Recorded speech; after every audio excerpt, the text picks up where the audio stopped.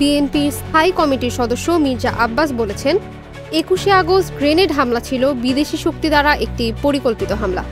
এই হামলায় কখনোই বিএনপি যুক্ত ছিল না। একটা বিদেশি শক্তি এই অপকর্ম করে দেশনেত্রী খালেদা জিয়া এবং বিএনপির ভারপ্রাপ্ত চেয়ারম্যান তারেক রহমানকে ফাঁসাতে চেয়েছিল। এমনকি একটি ভুল মিথ্যা সাজানো মামলা তৈরি করে সাজানো গল্পের উপর ভিত্তি করে সাজা দিয়েছিল। বিজয়ের প্রথম দিনে আপনাদেরকে একটি সুখবর দিতে চাই, সেই মামলার রায় আজ প্রকাশ পেয়েছে এবং তারেক রহমানকে খালাস দেওয়া হয়েছে। রোববার জাতীয় প্রেস ক্লাবের আব্দুস সালাম হলে স্বাধীনতা ফোরাম আয়োজিত বর্তমান প্রেক্ষাপটে স্বাধীনতা, গণতন্ত্র ও ভোটের অধিকার শীর্ষক আলোচনা সভায় প্রধান অতিথির বক্তব্যে তিনি একথা বলেন। স্বাধীনতা ফোরামের সভাপতি আবু নাসের মোহাম্মদ রহমাতুল্লাহ অনুষ্ঠানের সভাপতিত্ব করেন। মির্জা আব্বাস বলেন, বিগত দিনগুলোতে আমরা ন্যায় বিচার পাইনি। আমাদের ভারপ্রাপ্ত চেয়ারম্যানকে অনেক অত্যাচার সহ্য করতে হয়েছে। তিনি আমাদের মাঝে শুভেচ্ছান্তে ফিরে আসবেন খুব তাড়াতাড়ি।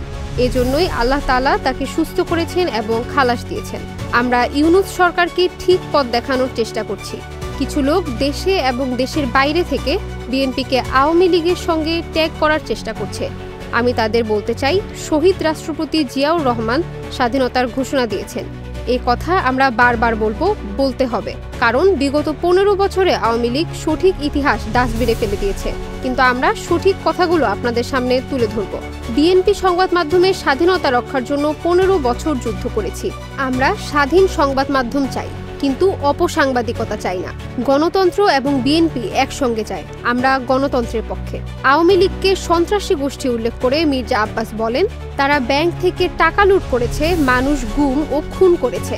পানি এবং তেল কখনো মেলে না, তেমনি আওয়ামী লীগ আর গণতন্ত্র একসঙ্গে যায় না।